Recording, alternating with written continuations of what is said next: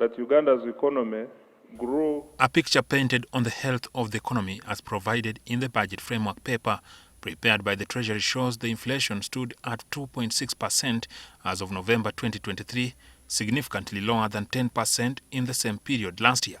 Inflation is expected to remain within the policy target of 5% over the medium term.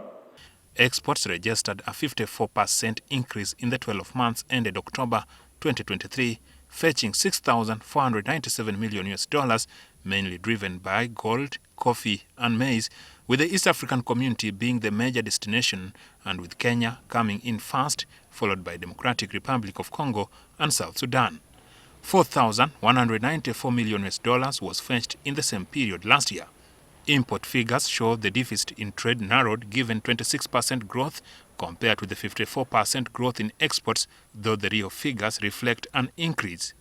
Despite the positive figures, there remains a trade deficit with both Kenya and Tanzania, with imports from the countries being of higher value than the exported. The increase in imports is largely in the oil and gas sector, mineral exploration, and vehicles and accessories. A reflected budget plan for the 2024-25 financial year shows that the total envelope will decrease slightly by 14 billion shillings from the original and current 52.7 trillion shillings, which has since risen to 56 trillion after a supplementary budget of 3.5 trillion shillings was approved by Parliament last week. Government plans to mobilize 29.9 trillion shillings in domestic revenue next financial year. This is slightly higher than the current target of 29.6 trillion shillings. Of this, the taxman will be tasked to collect 27.7 trillion shillings, which is equivalent to 93% of the domestic revenue.